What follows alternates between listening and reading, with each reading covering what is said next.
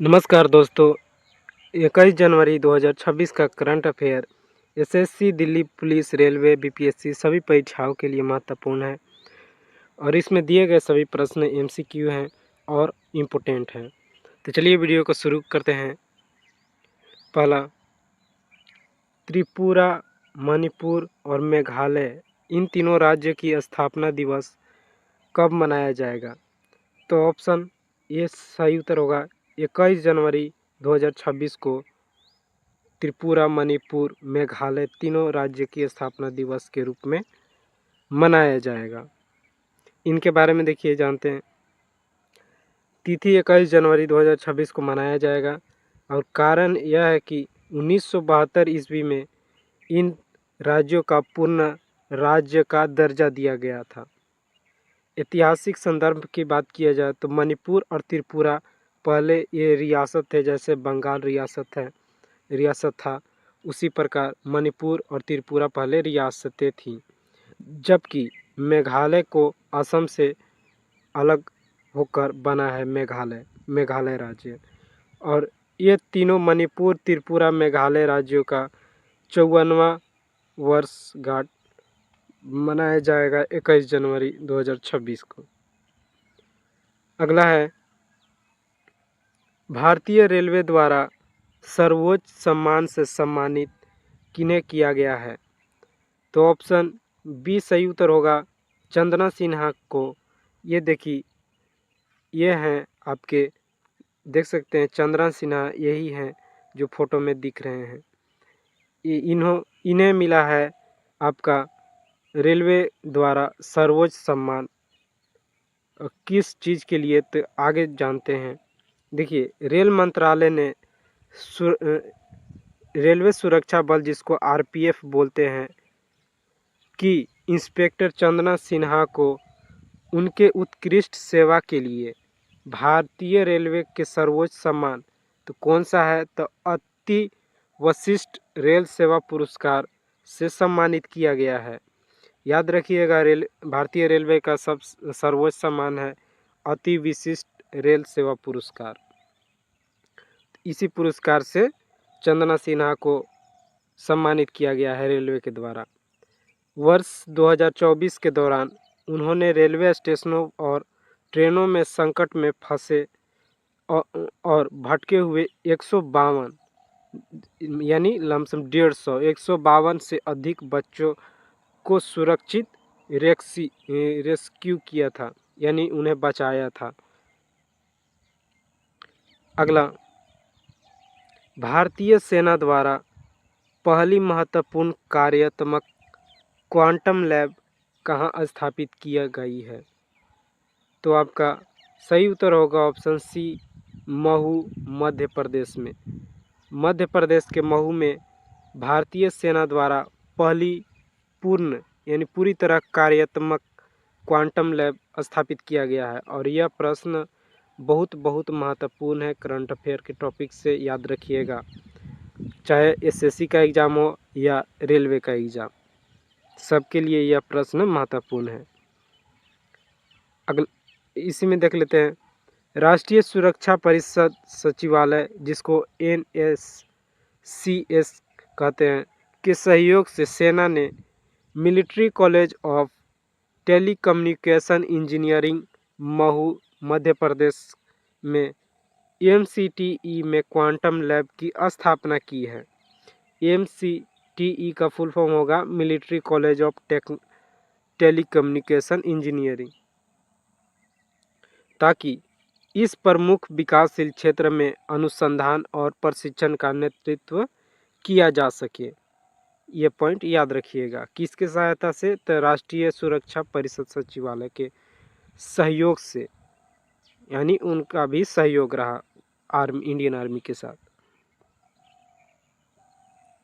अगला प्रश्न है, किसे अजंता एलोरा फिल्म महोत्सव 2026 में पद्म पानी पुरस्कार मिलेगा? तो सही उत्तर है ऑप्शन बी, इलैयाराजा को अजंता एलोरा फिल्म महोत्सव 2026 में पग पानी पुरस्कार मिलेगा और यह तमिलनाडु स्टेट से बिलोंग करते हैं, याद रखिएगा। इनके बारे में जान लेते हैं। यह भारतीय फिल्मों के प्रसिद्ध संगीतकार हैं, गीतकार भी हैं, गायक भी हैं, वाद्य यंत्र भी हैं, वादक और ऑर्केस्ट्रा भी हैं और कंडक्टर एनेजर के रूप में इन्होंने काम किया कार्य करते हैं। और वार्षिक फिल्म महोत्सव 28 जनवरी से 4 फरवरी तक छत्रपति संभाजी नगर में आयोजित किया जाएगा। यह लाइन भी महत्वपूर्ण है। अगला चर्चा में ऑपरेशन आर्कटिक एंड्योरेंस किस देश के नेतृत्व में ग्रीनलैंड में होने वाला एक सैन्य अभ्यास है? तो ऑप्शन ए सही उत्तर होगा Denmark. Denmark operation Arctic endurance Denmark देश के नेतृत्व में ग्रीनलैंड में होने वाला एक सैन्य अभ्यास है, जो अमेरिका से एक समझौता या लड़ाई कह सकते हैं जो चल रहा है। ऐसे कोई बड़ा युद्ध अभी नहीं चल रहा है, तो उनसे लड़ने के लिए तैयारी के लिए इन्होंने ऑपरेशन आर्कटिक एंड्योरेंस चलाया है डेनमार्क ने। किस लिए देख ले, आगे बढ़ते हैं। नेतृत्व आपका डेनमार्क देश बताया। ग्रीनलैंड का संरक्षण के रूप में उसे पदभार मिला था, यानी उसे जिम्मेवारी था कि ग्रीनलैंड का वह रक्षा करेगा। लेकिन अमेरिका जैसे बड़े देशों के सामने वह अभी सोच में पड़ा हुआ है, लेकिन प्रयास कर रहा है। इसका उद्देश्य देखिए, अमेरिकी धमकियों के बाद ग्रीनलैंड की संप्रभुता और क्षेत्रीय अखंडता की रक्षा करना और आर्कटिक क्षेत्र में सैन्य उपस्थित बढ़ाना, यह डेनमार्क का काम है। जो अभी बताया था, यह उसी का ग्रीनलैंड की संप्रभुता, क्षेत्रीय अखंडता की रक्षा करना डेनमार्क की काम है। डेनमार्क के साथ सहभागी देश जुड़े हैं जो यूरोपियन देश है, जैसे स्वीडन, नॉर्वे, जर्मनी, फ्रांस और फिनलैंड सहित कई यूरोपियन देश उसके साथ में बने हैं अमेरिका के साथ, अमेरिका के धमकियों को जवाब देने के लिए। अगला पॉइंट है संदर्भ।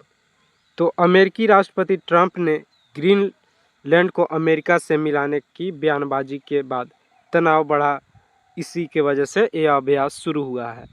और अमेरिका ने ग्रीनलैंड में, आपको पता होगा, किस सेना उतारा है। उसका विशेषता बताऊं तो यह एक नाटो अभ्यास नहीं है, क्योंकि नाटो में अमेरिका भी आ जाता है, तो बल्कि डेनमार्क और उसके यूरोपीय सहयोगियों द्वारा ग्रीनलैंड की सुरक्षा के लिए संयुक्त पहल है। अगला प्रश्न है, रिस्पॉन्सिबल नेशन इंडेक्स 2026 में भारत का कौन सा रैंक है? तो ऑप्शन सी सही उत्तर हो जाएगा 16। देखिए, भारत ने 154 देशों के रिस्पॉन्सिबल नेशन इंडेक्स में 16वां स्थान हासिल कर बड़ी उपलब्धि दर्ज की है 154 देशों में। और रिस्पॉन्सिबल नेशन यानी आप अपने देश के प्रति कितना रिस्पॉन्सिबल है, यह इंडेक्स बताता है। अगला प्रश्न है, हेजहॉग की एक नई प्रजाति ब्रेडर्स हेजहॉग की खोज कहाँ की गई है? तो ऑप्शन ए जम्मू कश्मीर में खोजी गई है। देखिए, हेजहॉग यह है हेजहॉग जानवर, इसके ऊपर, शरीर के ऊपर कांटे लगे होते हैं। अगर कोई हमला करे इस पर, तो यह अपने कांटे से उस पर हमला कर देता है, जिससे यह शिकार होने से बच जाता है। देखिए, जम्मू कश्मीर के राष्ट्रीय उद्यान के बारे में जानते हैं। जैसे प्रमुख में आते हैं दाची-गाम राष्ट्रीय उद्यान, आपका श्रीनगर के पास स्थित है। यह उद्यान लुप्त प्राय हंगुल, जो कश्मीरी हिरन है, उसे हिमालयी काले भालू और हिम तेंदुए के लिए यह प्रसिद्ध है, यानी वहाँ पे पाए जाते हैं। फिर अगला है राष्ट्रीय उद्यान किश्तवाड़ ऊंचाई राष्ट्रीय उद्यान, जो डोडा जिले में स्थित। यह उद्यान हिम तेंदुए, कस्तूरी मृग और हिमालयी भूरे भालू जैसी उच्च ऊंचाई वाली प्रजातियों का संरक्षण करता है। फिर अगला, काजीनाग राष्ट्रीय उद्यान। इससे प्रश्न बनता है, याद रखिएगा। काजीनाग राष्ट्रीय उद्यान आपका बारामूला जिले में स्थित है। यह उद्यान मारखौर बकरी सहित अपनी समृद्ध जैव विशेषता के लिए जाना जाता है। फिर अगला है सिटी फॉरेस्ट, यानी जिसको सलीम अली भी कहते हैं। तो सिटी फॉरेस्ट राष्ट्रीय उद्यान आपका श्रीनगर में स्थित है। इस उद्यान का नाम पक्षी विज्ञानी सलीम अली के नाम पर रखा गया है, जो पैराडाइज फ्लाई कैचर और हिमालयन मोनाल जैसी पक्षी प्रजातियों के लिए जाना जाता है। हालांकि इसका अधिकांश भाग गोल्फ कोर्स है। और फिर अगला पॉइंट है हेमिस पर। तो हेमिस का महत्वपूर्ण लाइन आप जानिए। हेमिस राष्ट्रीय उद्यान जो पहले जम्मू कश्मीर में जुड़ा था, अब वह लद्दाख में पड़ता है। यह महत्वपूर्ण बनेगा हेमिस राष्ट्रीय उद्यान, क्योंकि यह सीजीएल जैसे प्रश्नों में पूछा गया है। तो प्रश्न बनेगा कि किस राज्य में हेमिस राष्ट्रीय उद्यान पड़ता है। तो आपका यह लद्दाख यूनियन टेरिटरी में पड़ता है। यह लद्दाख यूनियन टेरिटरी के अंतर्गत आता है, जिससे हम हिम तेंदुए के संरक्षण के लिए लद्दाख का प्राथमिक राष्ट्रीय उद्यान बन गया है। याद रखिएगा, यह लद्दाख में पड़ता है हेमिस राष्ट्रीय उद्यान। फिर अगला है पश्चिमी समुद्र तट के कोस्ट गार्ड कमांडर किसे नियुक्त किया गया है। तो option C MV Pathak ji को। यही है एमवी पाठक जी। इन्हें पश्चिमी समुद्री तट के कोस्ट गार्ड कमांडर नियुक्त किया गया है। फिर अगला है स्मार्ट प्लेटिना एडवांटेज बचत जीवन योजना किसने शुरू किया है। तो आप पिक्चर देख कर समझ गए होंगे। एसबीआई लाइफ ने अपना स्मार्ट प्लेटिना एडवांटेज बचत योजना शुरू किया है। अगला, हाल ही में भाजपा के नए राष्ट्रपति अध्यक्ष कौन बने हैं। तो ऑप्शन सी नितिन नवीन आपके भाजपा के नए राष्ट्रीय अध्यक्ष बने हैं। इनसे पहले कौन थे। तो जेपी नड्डा। देखिए आगे बताता हूँ। नए अध्यक्ष आपके नितिन नवीन बने हैं और पदभार ग्रहण इन्होंने 20 जनवरी 2026 को किया।